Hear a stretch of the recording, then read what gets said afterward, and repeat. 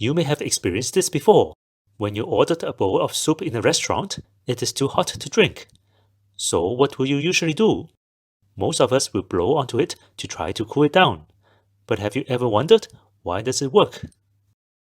The reason why the soup can cool down faster when we blow onto it is that we are speeding up convection.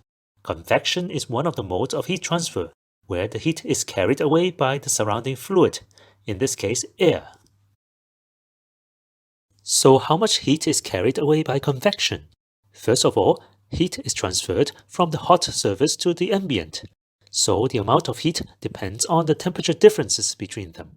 The larger the difference, the more heat is carried away. Second, it depends on how big the surface is.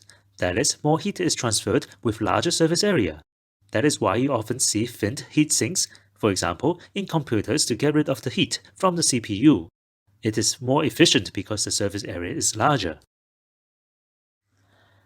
Lastly, it depends on the type of fluid, for example, air versus water, the surface geometry, and also the type of fluid motion, for example, laminar or turbulent flow. Because of the complexity of this, the final term is often grouped together into a coefficient, called the convection heat transfer coefficient, H.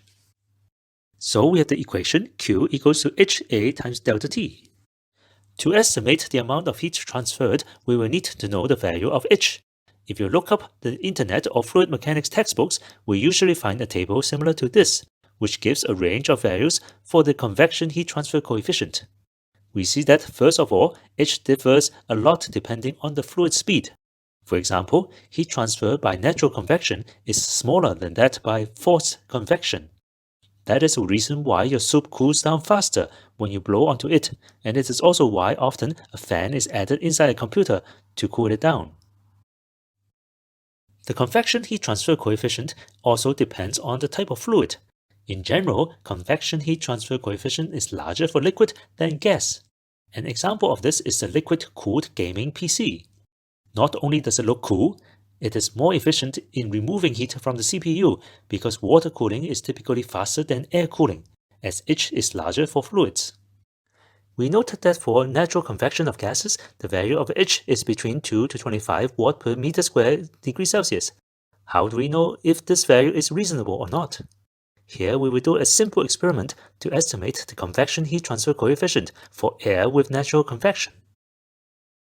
To estimate H, we will need a way to measure the amount of heat applied, the surface area, and also the temperature difference. And I found the perfect device in my lab for this purpose, a hot plate. We can fix the hot plate temperature, measure its size, and also the power of the electricity that it's using with a power meter. The actual setup that I used for the experiment looks like this. We used an infrared camera to measure the temperature of the hot plate and the ambient. Here we see the infrared video of the hot plate when it is warming up. We then measure the power usage when the temperatures are stabilized.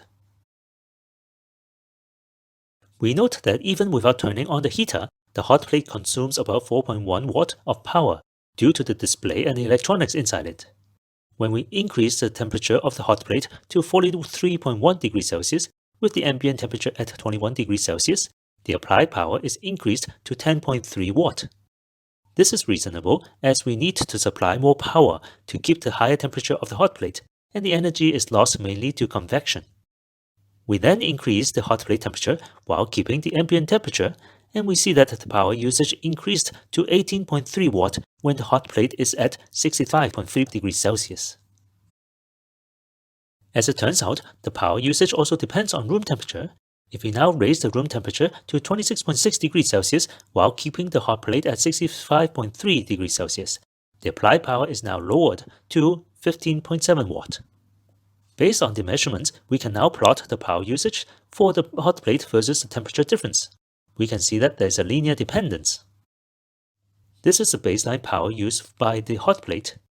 To estimate H, let us assume all the remaining power supplied by the hot plate goes to heat, and all the heat lost is due to convection.